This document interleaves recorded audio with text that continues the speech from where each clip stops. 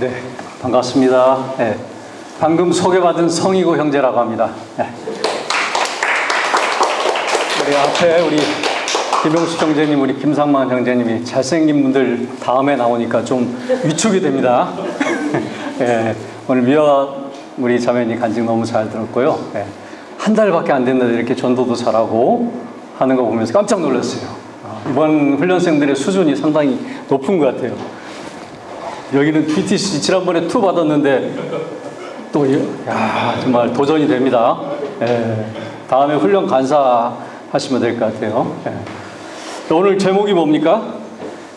같이 한번 읽겠습니다. 그리스도의 지상 명령의 순종과 제자 훈련의 목표. 예, BTC 우리 완 교재 과목 중에서 제일 길어요. 그죠? 그래서 강의 시간도 제일 길 것 같죠?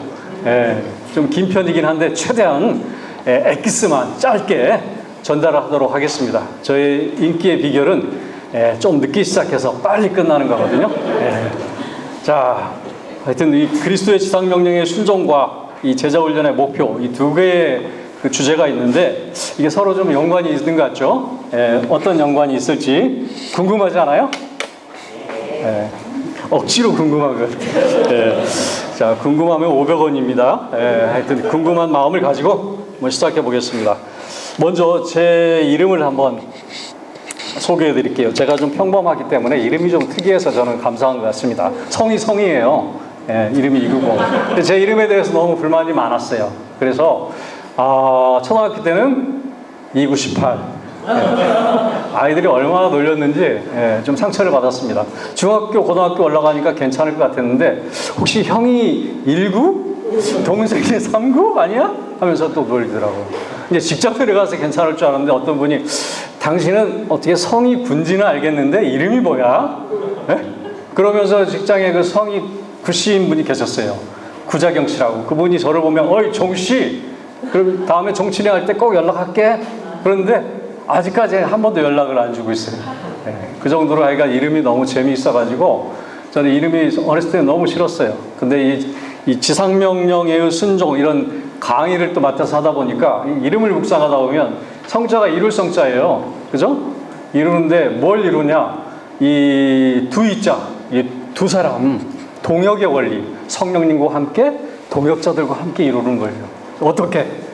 거북이의 그 끈기로. 토끼의 속도는 거북이의 끈기를 이길 수 없다.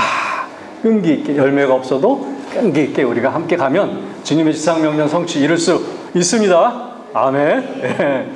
원래 이름은 사실은 제가 어렸을 때 삼촌들이 일찍 돌아가신 분들이 계세요. 그래서 제발 오래 살으라고 두 이자 거북이고 있자. 거북이가 한 200~300년 살아요. 근데 두 배로. 오래오래 사는 게 이름의 뜻이에요. 그래서 사람이 이름값을 해야 되잖아요. 그러니까 오래 사는 게 저는 삶의 목적인데 목적이 없는 거죠, 사실. 네, 우리 비비를 만나고 우리 순장을 만나면서 삶의 목적이 더 분명해졌던 것 같습니다. 그리고 제가 제 얘기를 좀 더 하면 저는 이제 애한은행에서 한 30년 근무하다가 5년 전에 명예퇴직을 하고 지금 조그마한 사업을 하고 있어요. 근데 이제 제가 직장에서 한 6년 정도 나름대로 정말 열심히 믿음 생활을 했습니다. 저는 강한 믿음을 가지고 있었어요. 직장 생활에서 술을 안 먹고 직장 생활하는 건 불가능하다는 강한 믿음을 가지고 있었어요. 그래서 열심히 술을 먹었습니다. 그래서 상사한테 인정을 받아가지고 또 본점의 주요 부서에도 발령이 나고 그랬었는데 하여튼 그런 믿음을 가지고 살았고 저는 또 주일이면 봉사를 참 많이 했던 것 같아요. 주일은 주님과 함께. 맞습니까? 평일은 세상과 함께 철저하게 구별된 삶을 살았어요. 근데 구별된 삶이 그게 아니더라고요. 나중에 알게 봤더니. 그런 제가 어느 날 본점에서 숙직을 하는데 한 형제를 만났어요. 그 형제가 밥을 사주면 마음이 열려요. 여러분 전도하기 너무 쉽잖아요. 밥만 사주면 애들이 다 들어요. 그죠? 사형리 숙제 5분 10분 그죠? 밥 사주는데 그 사형리 안 들어주는 사람은 숙제라고 하는데 안 들어주는 사람은 어떤 사람이에요? 정말 사람도 아니죠. 같이 사업 같이 하면 안 돼요. 그런 분들. 그래서 제가 마음이 활짝 열려가지고 그분에게 이제 사실 복음을 들었어요. 근데 교회 생활을 제가 그때 한 10년 정도 나름대로 열심히 생활했는데 그때 복음을 듣고 제가 내가 교회 생활을 했는데 복음을 몰랐구나. 예수님을 제대로 몰랐구나. 열심히 저는 봉사 많이 하고 교회 활동하면 천국 가는 줄 알았어요. 근데 또 복음에 대해서 듣긴 들었는데 내 것이 되지 않았던 것 같아요. 그래서 여기 교회 다녀도 복음을 모르는 사람들이 많아요. 그래서 저는 이제 특히 신우회에 가가지고 교회 다니는 사람들을 많이 전도했던 것 같아요. 교회 다니는 사람들을 전도하면 어떤 반응이 있는지 알아요? 뭔가 도전을 받는 사람이 있어요. 그리고 복음을 제대로 또 깨닫는 사람이 있어요. 두 종류가 있어요. 전도가 되든지 도전이 되든지. 이 사람은 직장에서 이렇게 사는구나. 도전이 되는 거예요. 그래서 교회 다니는 사람도 익었는지 설었는지 자꾸 찔러갈 필요가 있는 것 같아요. 저도 이렇게 복음을 만났던 것 같고, 그분을 통해서 또 직장에 왜 다니는지. 저는 직장에 다니는 이유가 그냥 먹고 살기 위해서, 생계 유지를 위해서 다니잖아요. 그리고 좀 더 나아가지고 이제 성취감도 있고 보람도 있고 사회에 기여하고 자아 실현을 하고 멋있잖아요. 그게 전부잖아요. 근데 예수 믿는 사람이랑 뭔가 좀 다른 게 있을 텐데 하는 막연한 생각을 가지고 있었는데, 그분을 만나면서 같이 성경 공부하면서 하나님께서 나를 이곳에 보내주신 특별한 이유가 있구나. 그래서 이 비전을 만났던 것 같아요. 그리고 우리 BBB에 연결이 돼서 또 훈련을 통해서 또 전도하고 양육하는 삶을 살게 되었던 것 같아요. 마음만 가지고 됩니까? 훈련을 받으니까 벌써 전도가 되고, 또 여러분들이 양육 대상자 위해서 기도하고 있죠? 훈련의 과정에 또 충실하다 보면 또 양육 대상자 또 만나요. 그래서 또 양육하게 되는 거고, 순종하면 아무 문제가 없다. 그 마음으로 감당했으면 좋겠습니다. 자, 그래서 제가 한 사람을 통해서 이렇게 귀한 은혜들을 만났습니다. 자, 오늘 강의 목적을 한번 보겠습니다. 같이 한번 읽어볼까요? 시작. 그리스도인으로서 삶의 현장에서 제자 삼으라고 하신 예수님의 지상 명령에 순종해야 될 이유와 제자 훈련의 목표를 배우고 이를 적용하는 데 있다. 여기 보면은 예수님의 지상 명령에 순종해야 될 이유, 그리고 제자 훈련의 목표, 이 두 가지를 배우고 적용하는 데 있다. 이 두 가지를 잘 기억했으면 좋겠습니다. 자, 목차. 오늘 순서는 첫 번째 지상명령의 개념에 대해서 한번 정리해 보고요. 두 번째 지상명령의 헌신에 대한 네 가지 이유에 대해서, 그리고 우리가 지상명령 성취에 드려야 할 곳은 어디인지, 네 번째 지상명령은 어떻게 성취될 수 있는지 그 방법에 대해서, 끝으로 제자훈련의 목표를 이렇게 살펴보도록 하겠습니다. 자, 먼저 여러분의 교재 62페이지인가요? 66페이지인가요? 66페이지 맞죠? 그 밑에 사례연구 하나 있습니다. 사례연구가 너무 좋아서 우리 순장님들의 실제적인 그런 사례들이에요. 우리 권순호 형제님, 한번 큰 소리를 한번 읽어주시겠어요? 잠수함 신앙이 김대리는 교회에서는 훌륭한 권사이며 성가대원이다. 그는 대기업에 취직하여 성실하게 일 잘하는 사람으로 회사에서도 소문이 나 있다. 그런데 그에게 어려운 고민이 하나 있다. 직장에서 수시로 불투명한 일에 타협해야 하고 자주 회식에서나 외부 고객을 만나기 위해서는 어쩔 수 없이 술과 담배를 수용하지 않으면 안 된다. 회사에서는 그가 그리스도인이라는 사실을 아는 사람은 거의 없다. 매주일 학생들 앞에서 서는 것이 부끄럽고 성가대원으로서의 역할에 대한 부담감이 마음을 짓누른다. 우리 김순호 형님 잘 읽어주셨는데요. 그래서 김대리가 어떤 사람이라고 이야기하고 있습니까? 김대리는 교회에서 어떤 사람이었어요? 훌륭한 교사, 성가대원, 그리고 회사에서는 성실하게 일 잘하는 사람. 교회에서 이렇게 열심히 봉사하고 하는데 또 일도 잘하기가 참 쉽지 않거든요. 몇 사람 안 되는데. 그리고 또 우리 김대리 고민이 뭡니까? 그렇죠. 불투명한 일과 타협하고 회식해서 술, 담배 문제. 그런 부분들이 있죠. 옛날에 그 저의 모습하고 거의 90% 이상은 같은 것 같아요. 일 잘하고 이 부분만 빼고 저하고 거의 똑같은 것 같아요. 여기 고설중 형제님은 여기 일까지 잘했는데 같은 부서에 근무해와서 제가 잘 알아요.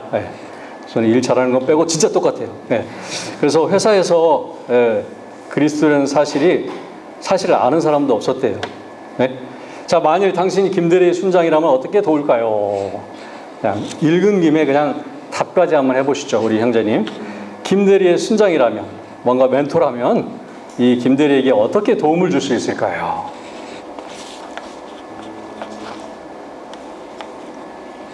너무 정확하게 얘기하려고 하지 마세요. 예. 저도 할 말이 있어야 되니까. 예. 그리스도인으로서 자각을 그리스도인으로서 자각을 가지고 생활하라고 말을 한다. 예. 말을 해가지고 될까요? 예, 이게 쉽지 않죠. 예. 자, 또 뭐가 있을까요? 우리 BTS2까지 받으신 우리 정석 교수님. 예? 좀 틀리게 얘기해야지 제가 또 정답을 얘기할 수 있잖아요. 정답은 없어요. 네. 정답은 아는데요. 그냥 크리스찬이라고 밝히면 되지 않을까요? 네, 그렇죠. 뭔가 담대하게 밝히는 것도 필요하죠. 자, 하여튼 뭐 김대리의 순장이 김대리를 잘 알든지 모르든지 간에 하여튼 만나야 되겠죠. 만나서 뭘 하면 될까요? 제일 첫 번째, 제 경험상으로 봐서도 복음을 전해야 돼요. 예.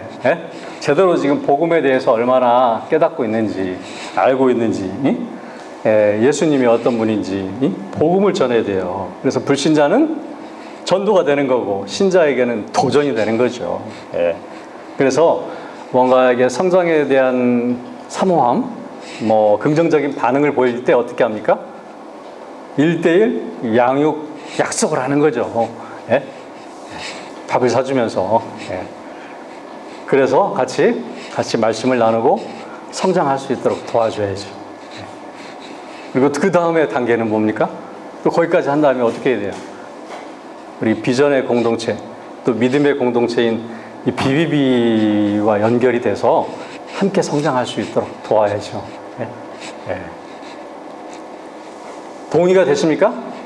인생의 방황은 누굴 만나면 끝납니까? 예수 그리스도 만나면 끝나고, 신앙생활의 방황은 비전의 공동체, BBB를 만나면 끝난다.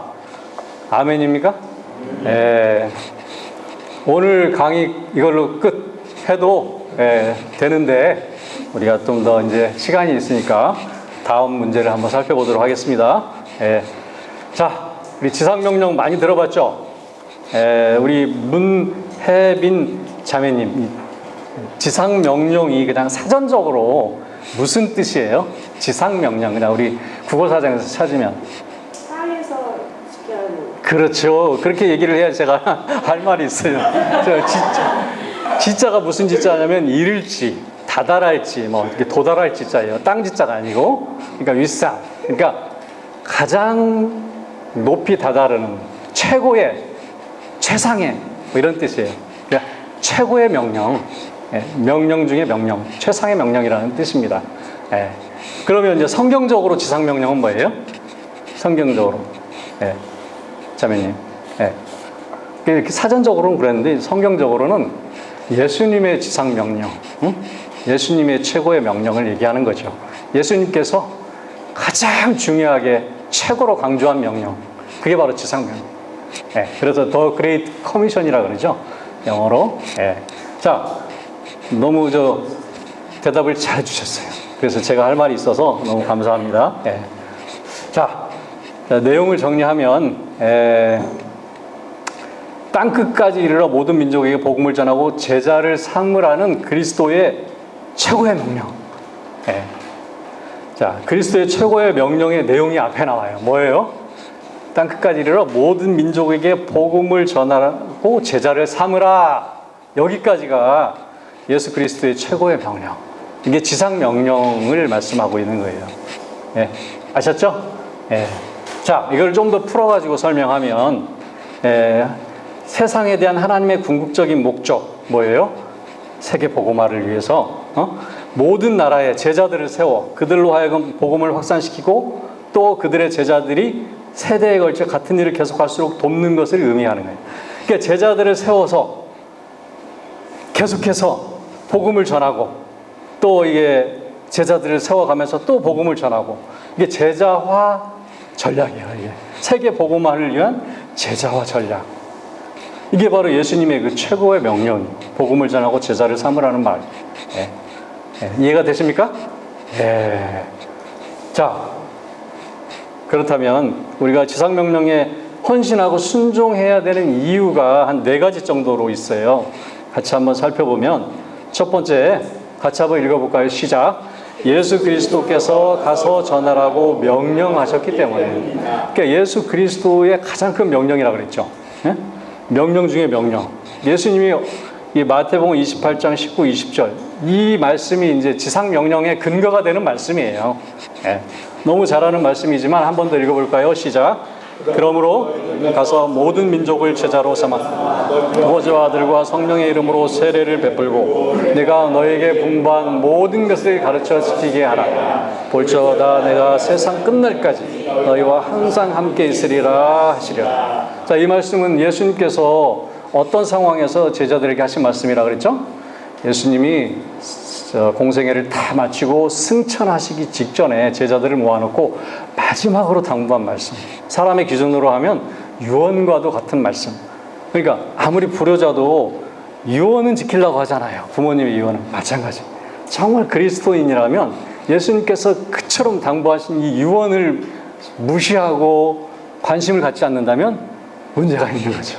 그래서 그만큼 중요한 명령이다. 자, 이 말씀을 좀 더 우리가 좀 자세히 살펴보면 우리가 잘 아는 로버트 콜만 박사라고 제자훈련의 대가라고 하시는 분이 또 위대한 지상 명령에서도 설명해 주고 있는 부분인데요. 4개의 그 동사가 있대요. 요 안에 헬라어로. 예, 뭔지 아세요? 4개의 동사. 자, 첫 번째 가라. 두 번째 제자를 삼으라. 그리고 세례를 베풀라. 그리고 가르쳐 지키게 하라. 지킬 때까지 가르쳐라. 이게 4개의 동사가 숨어 있어요. 헬라어 기준으로 볼 때. 그런데 하나의 주동사가 있고 3개의 보조동사가 있대요. 자, 뭐가 주동사 같아요? 색깔로 칠해지는데 제자를 삼으라가 주동사고 삼으라. 그 삼으라를 수식해주는 동사가 가라, 세례를 베풀라, 가르쳐 지키게 하라. 그러니까 제자를 삼는데 어떻게 제자를 삼느냐? 가라. 어디로 가요? 세상 속으로. 그죠? 예, 교회 밖으로. 삶의 현장으로 가라. 그리고 나서 세례를 베풀라. 복음을 전하고 또 이 공동체의 일원이 되게 하라. 세례를 베풀라. 어? 그리고 그들을 어떻게 해요? 말씀으로 양육하고 또 훈련시켜서 그 순종의 삶을 살게 할 때까지 계속 가르치라. 그거예요. 그게 바로 제자를 삼는 거예요. 예. 이해가 되십니까? 여기에 가장 핵심이 뭡니까? 바로 이 제자를 삼으라는 말씀. 그냥 단순히 전도하라라는 것에 그치는 게 아니고 제자를 삼으라까지 나아가야 된다는 얘기죠. 그래서 이 말씀은 바로 교회에 주신 사명이에요, 사실. 믿음의 공동체에 주신 사명. 전도를 해서 공동체 일원이 되면 어떻게 해요? 그냥 방치하면 됩니까? 그냥 어린아이 신앙으로 내버려두면 될까요? 잘 말씀으로 양육하고 가르쳐서 제자로 세우라는 얘기예요. 제자로 세우면 어떻게 해요? 또 다른 사람을 전도하고 가르칠 수 있거든요. 그 제자가. 바로 이게 놀라운 예수님의 천재성. 세계 복음화를 위한 놀라운 전략이에요. 예. 이해가 되십니까? 예. 그래서 한마디로 말하면 제자를 삼으라. 예. 근데 우리가 전도하고 제자를 삼으라 하는 것은 이게 전도가 안 보이잖아요. 근데 제자를 삼으라는 말 속에는 이미 전도하라라는 말이 들어가 있어요. 근데 그게 안 보이니까 우리가 한 번 더 강조하기 위해서 전도하고 제자를 삼으라라고 이제 표현을 하기도 하죠. 예. 그래서 많은 사람들이 이 말씀을 단순히 전도하라라고 그친 나머지 그냥 영적인 어린아이들만 이렇게 계속해서 양산하고 있는 모습이 우리의 모습이기도 합니다. 자, 질문 하나를 다시 할게요. 우리 자매님, 주님의 지상 명령이란 무엇입니까? 라고 물어보면 어떻게 대답할 것 같아요? 지금은 주님의 지상 명령이 무엇이에요? 이렇게 묻는다면 우리 혜빈 자매님은 뭐라고 대답할까요? 네?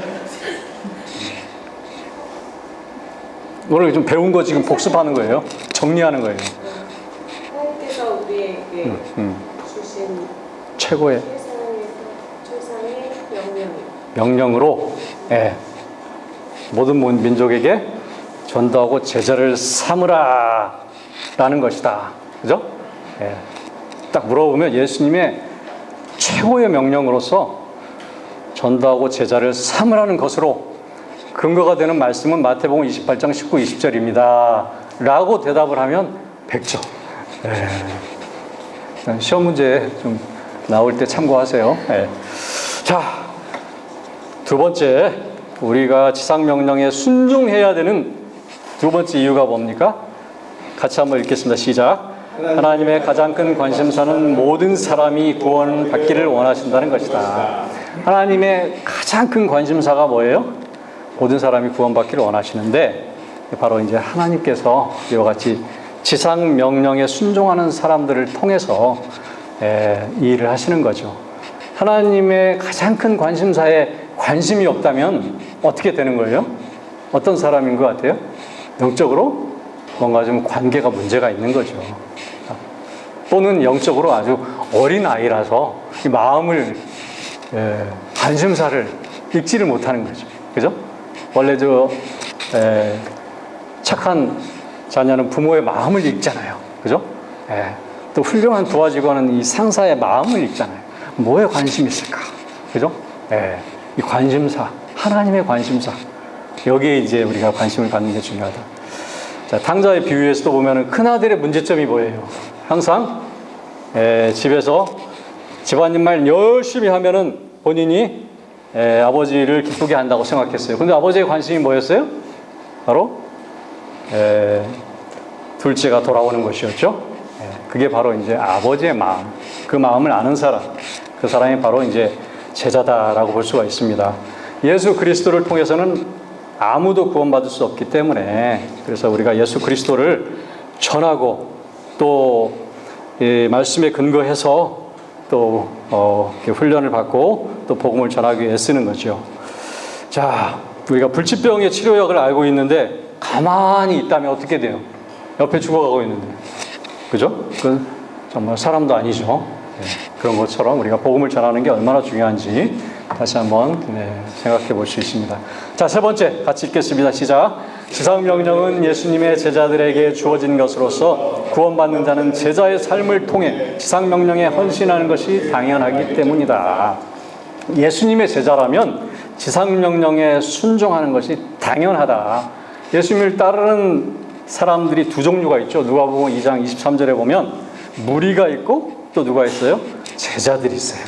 무리들은 자신의 어떤 필요를 위해서 예수님을 따랐지만 제자들은 바로 예수님의 뜻, 예수님이 그 말씀하신 것을 순종하기 위해서 따랐죠. 그래서 우리가 보통 신앙생활을 하는데 자신의 필요만을 위해서 신앙생활을 하는 것은 미신적인 신앙생활이라고 해요. 미신하고 뭐가 달라요? 그냥 예물을 드리고 내 소원을 비는 게 미신이잖아요. 그리고 나는 가만히 있으면서 신이 열심히 수고하고 애써가지고 나를 도와줘야 돼. 그게 이제 미신적인 신앙. 근데 제대로 된 신앙은 어떤 신앙이에요? 그분의 뜻에 맞춰서 내가 살려고 하는 게 그게 바로 이제 제대로 된 신앙이죠. 내가 변화되는 게 신앙이에요. 나는 변화되지 않고 신이 열심히 노력해서 나를 도와주는 게 그건 미신이라고 그러죠. 우리 신앙의 단계가 어느 단계인지 또 제자의 삶이 어떤 삶인지를 또 다시 한번 생각하게 합니다. 그래서 우리가 제자의 삶을 살지 않으면 어떻게 됩니까? 대가 지불을 해야 되는데, 제자의 삶을 살면 대가 지불을 해야 되는데 제자의 삶을 살지 않으면 더 많은 대가 지불을 해요. 그죠? 우리 직장 생활 또 인생을 지나고 났을 때 남는 게 없어요. 자신만을 위해서 산 삶은 정말 남는 게 없는 것 같아요. 허무하고 허전하고 그 많은 시간들을 또 어디에 씁니까? 세상의 화려한 것들을 쫓아다니면서 시간을 낭비하잖아요. 그만큼 또 큰 대가가 어디 있어요? 근데 주님 나라 갔을 때는 자랑할 게 하나도 없는 거죠. 그보다 더 큰 대가가 어디 있어요? 엄청난 대가를 치르는 거죠. 제자로 사는 삶이 특권이고 정말 헌신이 정말 감사라고 생각이 됩니다. 아멘. 자, 네 번째 같이 읽겠습니다. 시작. 지상 명령에 헌신하는 것이 하나님을 영화롭게 하는 일이기 때문이다. 하나님을 가장 기쁘게 하는 게 바로 이게 제자의 삶을 사는 거다, 이 말씀입니다. 그래서 성경에 보면 두 종류의 열매가 있는데요. 성령의 열매, 또 사역의 열매가 있어요. 예수님이 항상 강조한 거는 성령의 9가지 열매와 그리고 사역적으로 열매를 맺어야 돼요. 그게 바로 이제 제자를 삼는 게 열매를 맺는 거예요. 전도하고 양육하고. 그게 이제 사역의 열매. 이 두 가지가 항상 같이 가야 돼요. 근데 성령의 열매만을 잘 맺는 사람이 있어요. 사역의 열매는 하나도 없고. 그거는 이제 균형을 잃은 거죠. 그런데 제 개인적인 경험으로 봤을 때 이게 전도하고 양육하려고 하다 보니까 이 성령의 열매가 따라오는 것 같아요. 내가 그 사람을 전도하려면 어떻게 해요? 내 성질대로 막 행동하고 말하고 하면 됩니까?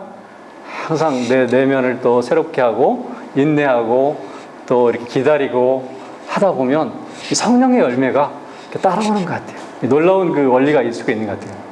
그래서 내가 마음밭이 잘 준비돼서 그리고 나서 선한 영향력을 끼칠 때 전도를 해야지 평생 못합니다.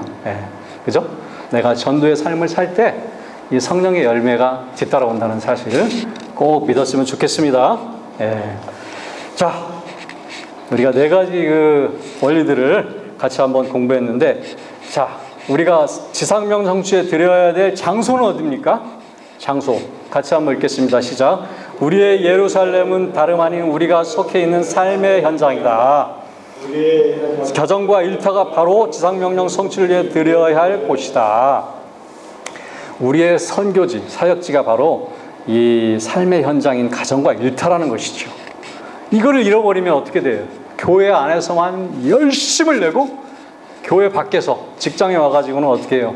그냥 적당히 세상과 타협하면서 아무런 목적도 없이 살아가는 거죠.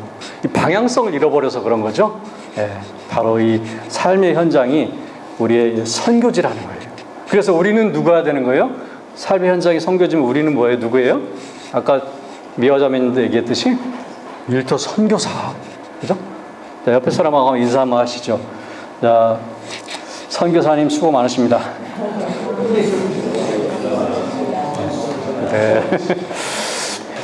근데 우리가 선교사라고 하는데 또 이름값을 잘 해야죠. 이름만 선교사인 사람도 있긴 있어요.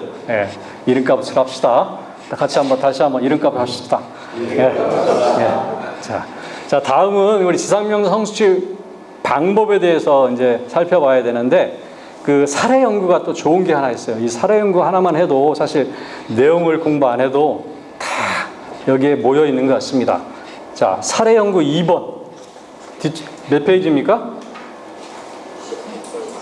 사례 연구 2번을 한번 또 누가 큰 목소리로, 최운용 형제님 큰 목소리로 한번 읽어주시겠어요? 오늘 직장 신호회 사례, 이 부장은 건설 직장 신호회장으로 열심히 있는 그리스도인입니다.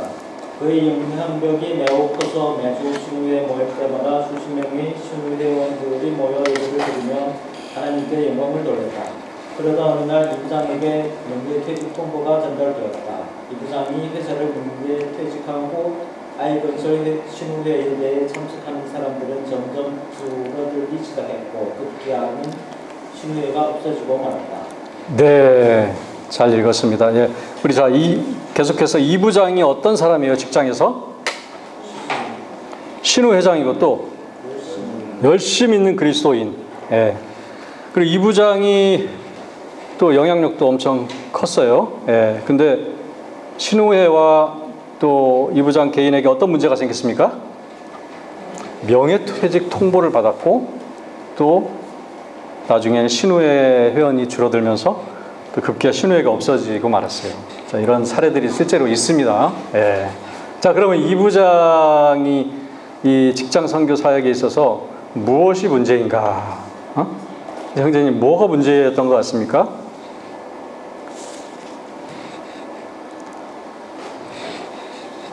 이 부장의 문제가 뭐였을까요? 직장 사역에서?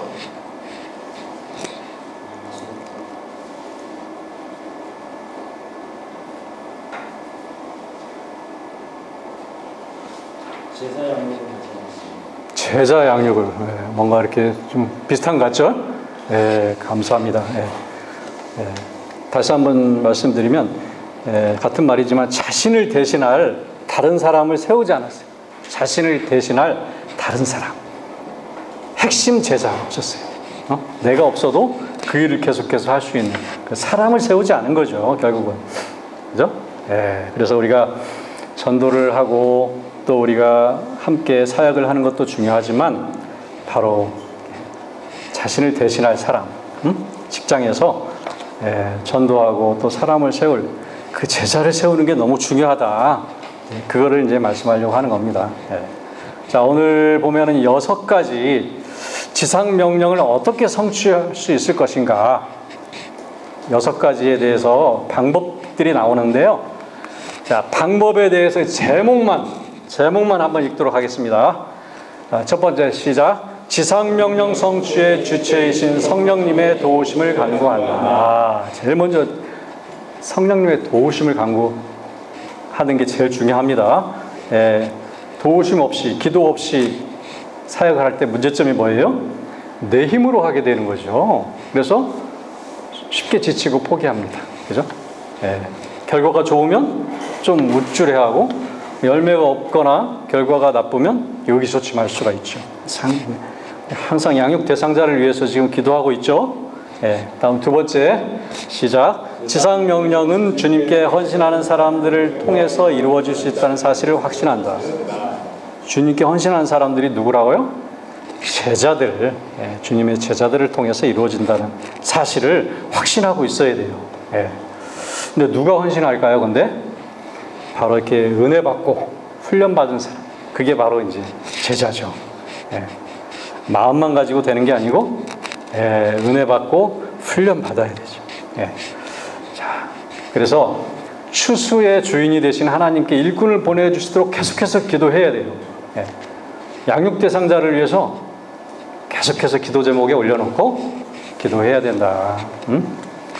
자, 그 다음에 세 번째, 삶의 현장에서 기회 있을 때마다 복음을 전한다.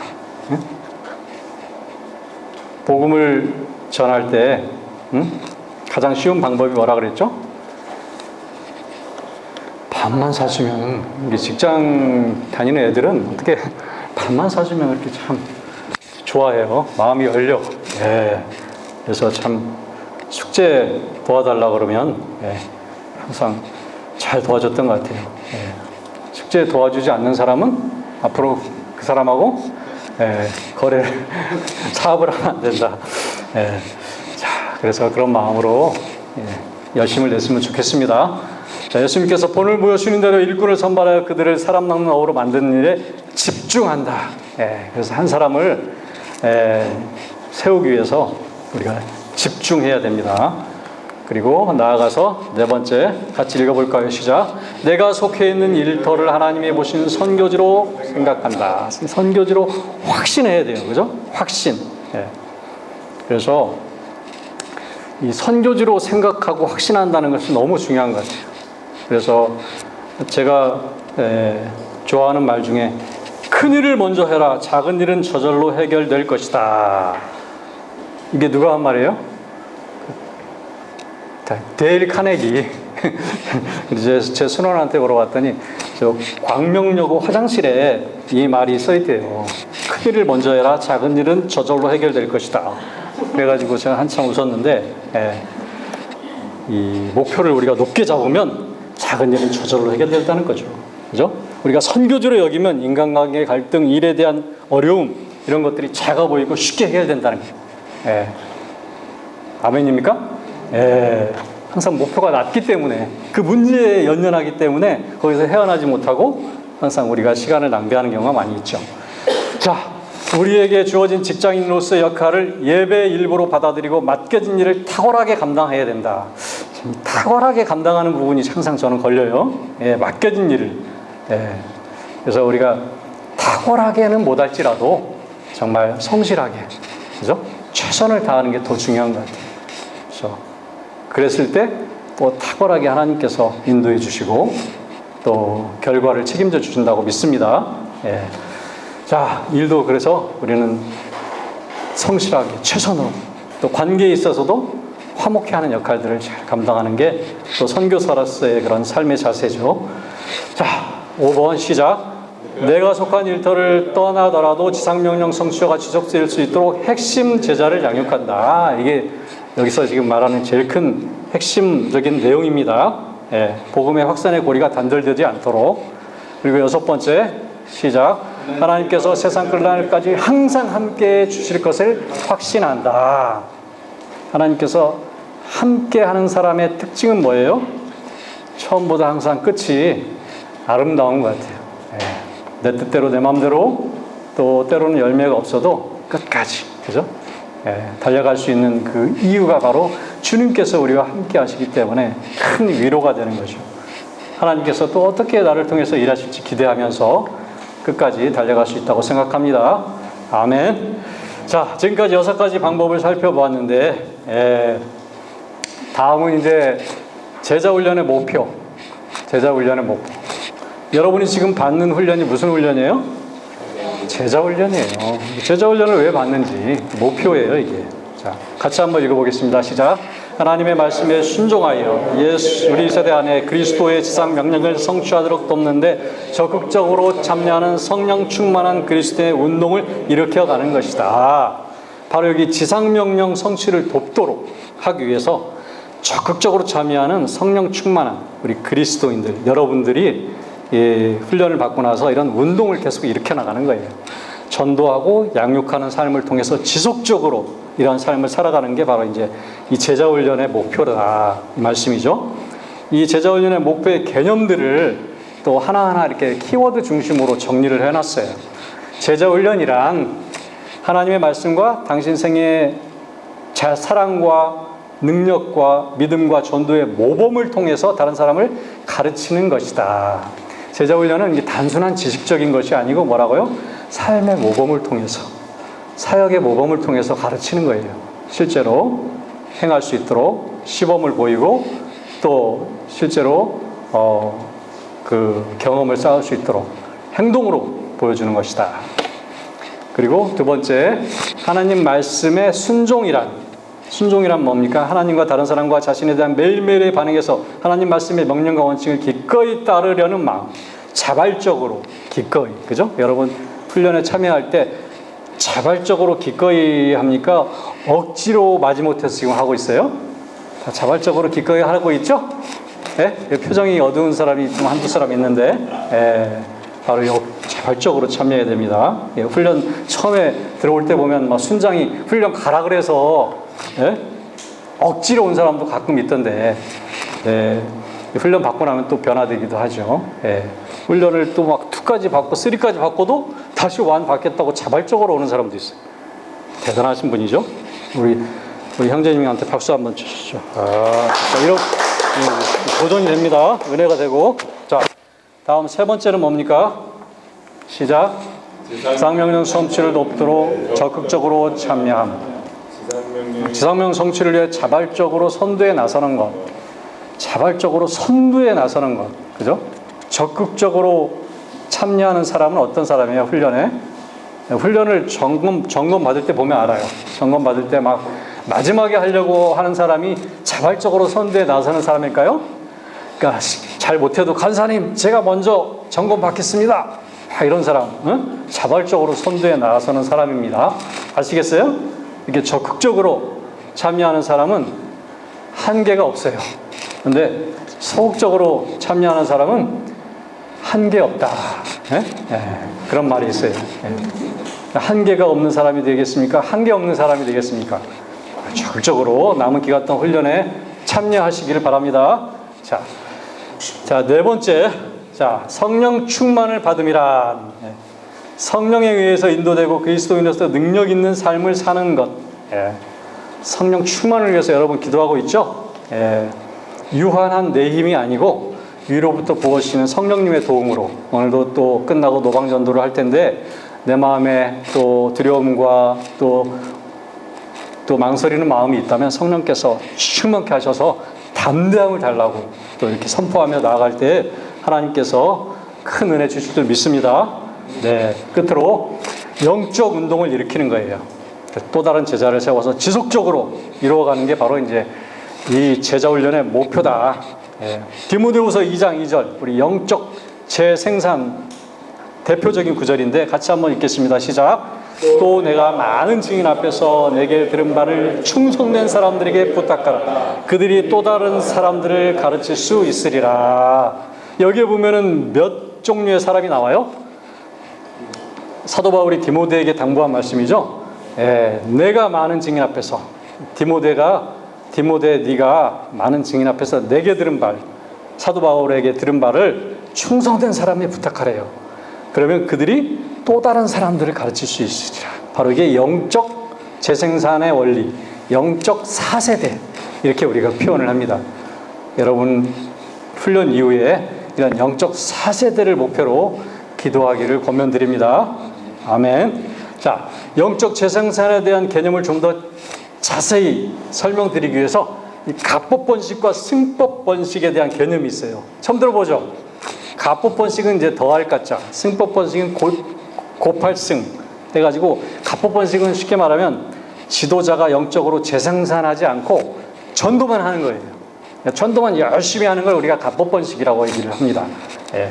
그래서 예를 들면 하루에 1000명을 전도한다고 가정을 했을 때 한 사람이 60억 인구에게 전도를 하려면 몇 년 걸려요? 16,400년 걸린대요. 16,400년. 계산해 보면 나오겠죠? 그래서 이런 식으로 이제 전도가 이루어지는 게 이제 가법 번식이라면, 승법 번식은 뭐예요? 지도자가 전도하고 제사 삼고 육성시켜 파송함으로써 그 자신이 영적으로 재생산하는 것. 그러니까 또 다른 제자를 세워서 그 제자들과 함께 전도하고 또 제자를 계속 세워가는 것. 이게 바로 이제 승법 번식인데, 지상명령을 효과적으로 성취할 수 있는 가장 확실한 방법이다. 이해가 되십니까? 나중에 한번 조용히 한번 계산해 보세요. 그래서 1년에 한 명을 재생산을 할 때 33년 걸려요. 1년에 3명을 재생산을 하면 17년이 걸려요. 이해가 안 되죠? 마음이 잘 와닿지 않을 거예요. 실제로 계산해 보면 이론상으로는 그렇습니다. 1년에 3사람을 양육을 해가지고 제자를 세운다고 가정을 했을 때 2년 후에는 어떻게 돼요? 12명이 되는 거예요. 아까 1일에 1000명 전도하는 사람은 1년이면은 36만 5천 명을 전도를 해요. 근데 이 승법 번식은 1년에 3명밖에 제자를 세우지를 못해요. 근데 2년이 되면 12명이 돼요. 3년이 되면 48명이 되고, 4년이 되면 어떻게 되는지 아세요? 한 192명. 이런 식으로 계속해서 계산을 하면 17년이 되면 172억이 돼요. 이게 숫자적으로 그래요, 숫자적으로. 이게 어마어마한 영적인 원리가 이 속에 이제 숨어 있는 거죠. 자, 그래서 결론. 지상명령 성취는 무엇을 통해서만 이루어진다? 승법 번식. 영적 재생산을 통해서 이루어진다. 그래서 지상명령을 효과적으로 성취할 수 있는 가장 확실한 방법이 바로 승법 번식이다. 이렇게 볼 수가 있죠. 자, 끝으로 승법 번식에 대한, 영적 재생에 대한 사례를 하나 나누고 이렇게 마무리하도록 하겠습니다. 자, 한 명의 그리스도인이 그 외환은행에 다니고 있었어요. 그 형제 이름이 윤장현 형제라고, 그는 평범한 직장인이었어요. 그 형제는 자신의 직장이 하나님이 보내주신 선교지라고 여기고 사명의식을 가지고 전도하면서 또 양육 대상자를 달라고 기도로 준비하던 중 어느 날 이제 숙직을 하면서 성희구 형제를 만나게 됩니다. 만나서 복음을 전하고, 또 성희구 형제는 교회는 다녔으나 세상적인 그리스도인으로서 영적인 패배주의와 무기력감에 젖어서 또 직장 생활을 하고 있었는데, 이 윤장현 형제의 순수하고 열정적인 그 복음 제시에 큰 도전을 받고 순한 양이 되어서 일대의 양육을 받게 됩니다.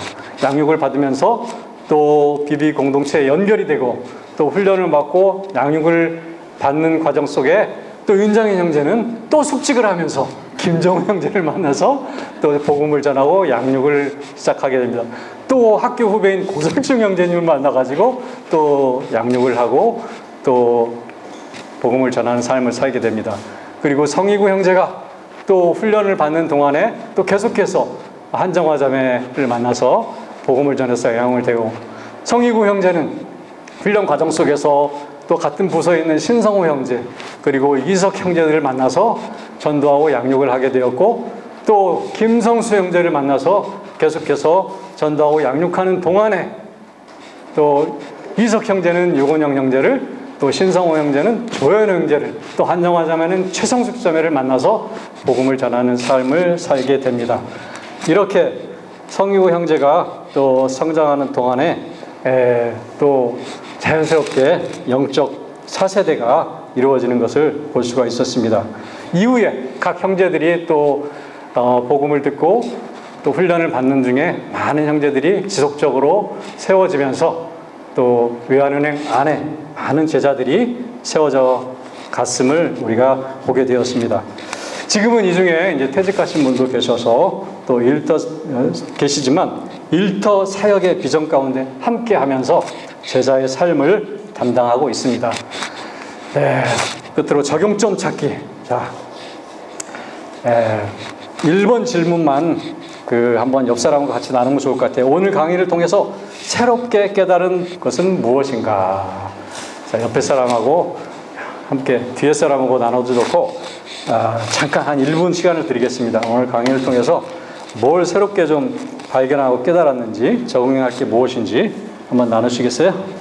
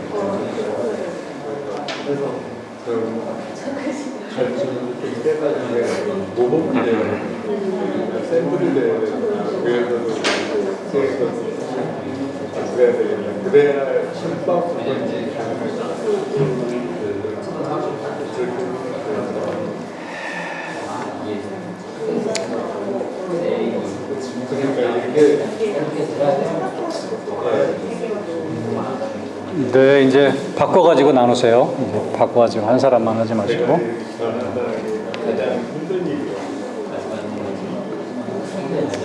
교회 다니는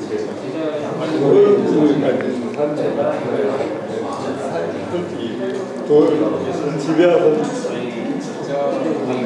교회가 그래서 성형대로 그런 사람들이 많은데 저는 그런 부분을 많이 버리려고 굉장히 유도하는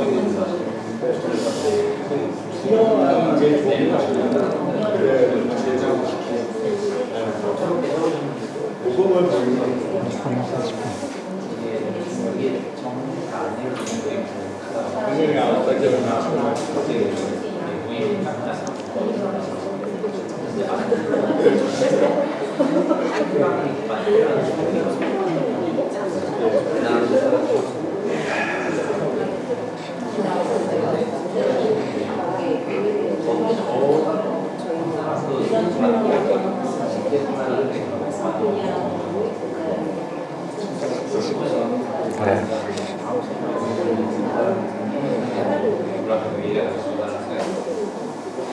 네, 이제 마무리하겠습니다. 네.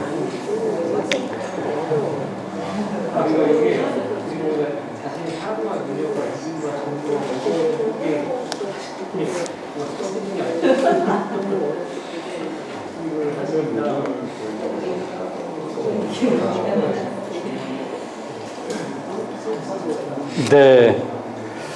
잘 나누셨어요? 혹시 나눈 내용 중에서 참 내가 듣기에 들은 사람 중에서 참 은혜가 된다 하는 사람 있으면 하나만 좀 나눠줄 수 있을까요?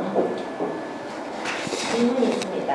아, 질문을 네, 마지막에 예. 보여주신 그 제자와 그 4세대 과정이 예. 얼마 만에 기간이 걸려서 이루어지는지 궁금합니다. 그게 이제 계속해서 이제 그 뒤에 보면 이어져가는 영적 4세대는 보통 한 3, 4년 정도, 3, 4년 정도면 그게 이제 계속해서 훈련을 받는 과정 속에서 계속 양육 대상자 만나고 이렇게 세워지다 보면 3년만 해도 우리 BTC 1, 2, 3 다 받을 수가 있어요. 3까지. 그죠? 전도 폭발 훈련까지.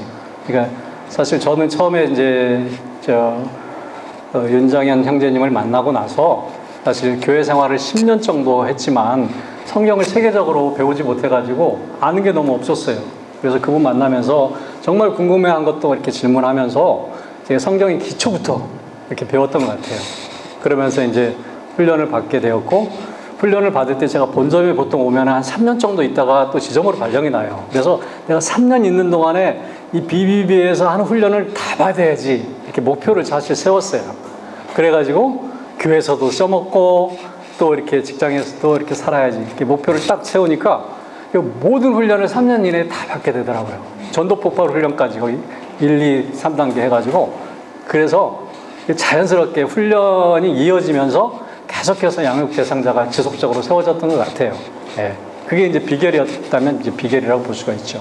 그래서 사실 자발적으로 전도하라, 양육하라 그러면 솔직히 잘 안 돼요.